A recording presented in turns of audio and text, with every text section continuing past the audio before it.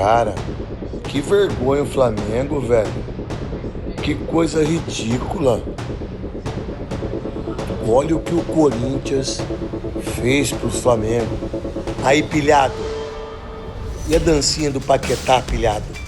O Neto partiu pro ataque hoje contra o Paquetá, hein? No dia que o Paquetá chegou no Rio de Janeiro para se apresentar ao Flamengo, o Neto chamou o Paquetá de jogadorzinho. Só que, ó, eu discordo. Jogadorzinho, o Paquetá não. Tá, nunca foi melhor que eu. O Paquetá não chega aos pés do Djalminha. O Paquetá não chega aos pés do Alex. Mas o Paquetá hoje parece que é o grande camisa 10 da seleção. Parece que ele veio pro mundo.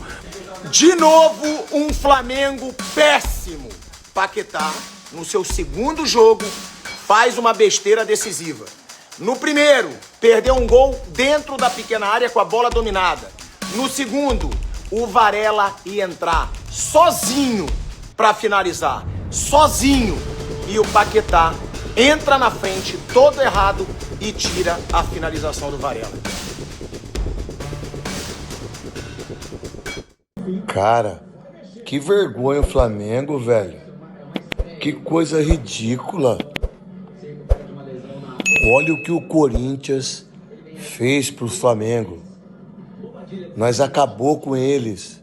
Eles perderam a força, perderam aquilo que mais a gente tinha medo, falando eu agora como corintiano, do Flamengo, do Pedro, do De Arrascaeta, até o Pateta. Pateta tinha medo mesmo. Mas o Corinthians ganhou o título e fez os caras perder a força. Impressionante. O Internacional poderia ter vencido o jogo de 2-1 se o Alan Patrick fosse o Jair, o príncipe, um dos maiores batedores de falta do mundo. O Jair, para vocês do Internacional, que nem sabe quem foi o príncipe Jair, para mim um dos maiores jogadores da história do Internacional. Olha o que o Corinthians fez com o Flamengo. Aí, pilhado. E a dancinha do Paquetá, pilhado? O Neto partiu pro ataque hoje contra o Paquetá, hein? No dia que o Paquetá chegou no Rio de Janeiro para se apresentar ao Flamengo, o Neto chamou o Paquetá de jogadorzinho, falou que ele tá longe de valer o que o Flamengo pagou por ele, comparou com outros jogadores. O Neto esculhambou o Paquetá. Se tem uma coisa que eu gosto no Neto, é que ele fala o que ele pensa, é meu parceiro, é meu amigo, ele não tem medo se ele vai receber ataque ou não. Só que, ó, eu discordo. Jogadorzinho, o Paquetá, não. Muita coisa que o Neto falou, ele tem razão.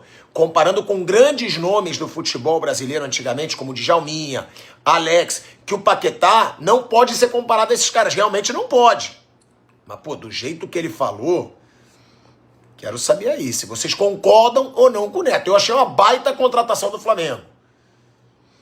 Mas o Neto não gostou muito, não. Paquetá nunca foi melhor que eu. O Paquetá não chega aos pés do Djalminha. O Paquetá não chega aos pés do Alex. Mas o Paquetá hoje parece que é o grande camisa 10 da seleção. Parece que ele veio pro mundo. Parece que o Paquetá joga no Manchester City. Parece que ele é o Mohamed Salah. Parece que ele é o Haaland. Parece que ele é o Rodri. Parece que ele é o Rafinha. Ô, meu irmão, se tem um cara que merece que eu tenho que pedir desculpa é pro Rafinha, irmão. Demais. Jogando muita bola. O que esse cara tá jogando de bola, o Rafinha, é brincadeira. O Rafinha, sim, tem que ser o camisa 10, o camisa 11 da seleção. O Paquetá é jogadorzinho. E teve gente que falou, olha, agora vai o outro patamar do futebol brasileiro. Vocês são todos os pés de rato, os orelhudos de achar isso. Eu vou ter que assumir uma coisa. O Neto vai estar gigante amanhã. Porque depois de tudo que ele falou do Paquetá, na estreia do Paquetá nesse retorno contra o Corinthians do Neto, o Paquetá teve a chance do jogo dentro da pequena área, e nem dá pra dizer que o Paquetá tá fora de ritmo, gente. Paquetá tava jogando na Inglaterra, Paquetá tava no meio da temporada na Inglaterra. O Paquetá chuta pra fora uma finalização horrorosa. Claro, o Paquetá tem muito tempo no Flamengo, vai poder dar a volta por cima, eu acho que vai dar, é um baita jogador, Mas depois de tudo que o Neto falou, o cara ter a bola do jogo nos pés, na pequena área, nos acréscimos, e dar uma finalização como aquela, depois de toda a repercussão, 42 milhões de euros, meu amigo, o Neto amanhã vai estar gigante.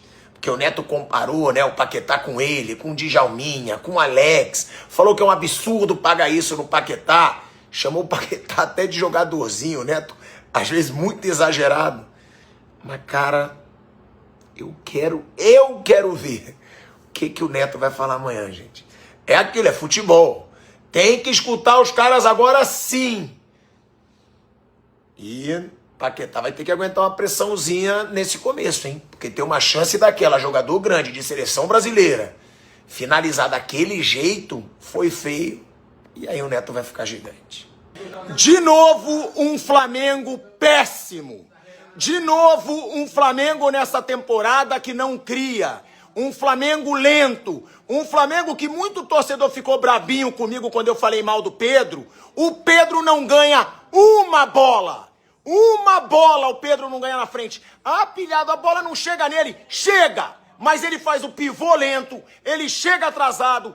Os zagueiros chegam antes dele. O Pedro hoje, eu repito, ele pode melhorar durante a temporada. Mas desde que voltou de lesão, é um cone. E eu repito, não se movimenta, não ganha uma disputa de bola, não finaliza.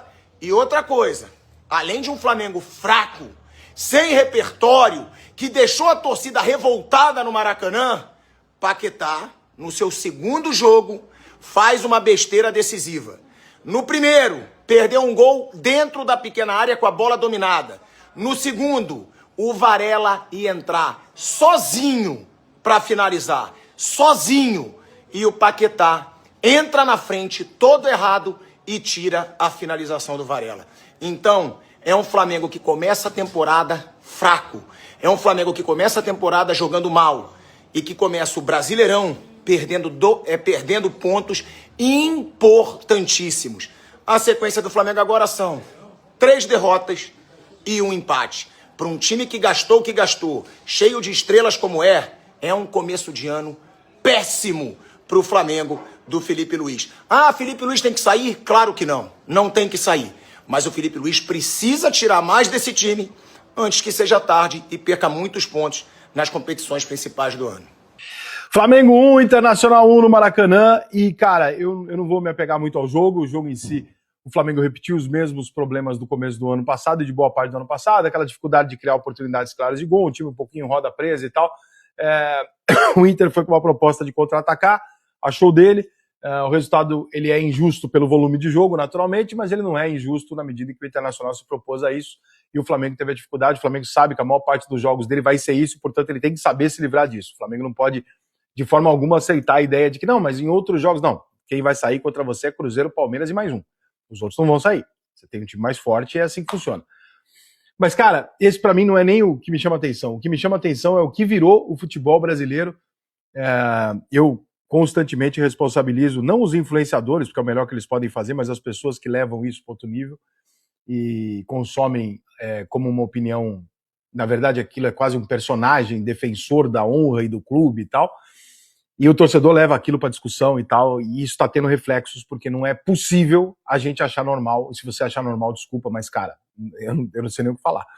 Achar normal que com 15 dias de futebol, dos quais parte desses times nem jogaram esses 15 dias, os campeonatos começaram no dia 15, a torcida do Flamengo esteja vaiando o Flamengo, a torcida do Cruzeiro pede a saída do Tite, o Vasco de Diniz, a torcida do São Paulo questiona o Crespo, a torcida do... Cara, desculpa, mas não tem condição, cara. Vocês estão vaiando, reclamando, cantando uma música para os jogadores de um time que acabou de te entregar, foi para os pênaltis da final do Mundial, ganhou a Libertadores, ganhou o Campeonato Brasileiro. 3 jogos com o time titular no ano seguinte, começando a temporada, com, mudança de planejamento e tal. Vocês estão pedindo cabeça de jogador, vocês estão ameaçando o jogador, falando em terror para cima, estão discutindo o treinador. Fizeram um coro no estádio no final. Cara, tá no nível do Abel, vai tomar no cu do ano passado. É tão bizarro quanto. Será que a gente vai ter que se render e aceitar que a música popular brasileira deixou de ser samba e passou a ser o funk do senta, levanta, rebola, senta, levanta? Porque é isso que está acontecendo no futebol. A gente parou de discutir futebol e entrou na onda do senta, levanta e rebola. que é o cara, os influencers gritantes que, olha, meu Deus, tragédia, empatamos na estreia. Caralho, emburreceram o Brasil nesse nível, porque não é razoável. Você não consegue manter um argumento razoável para isso estar acontecendo. Pelo amor de Deus, gente. Torcida do Flamengo tem que estar em lua de mel, pô. Você pode estar chateado que não ganhou. Mas protesto, cara, não sei mais o que falar.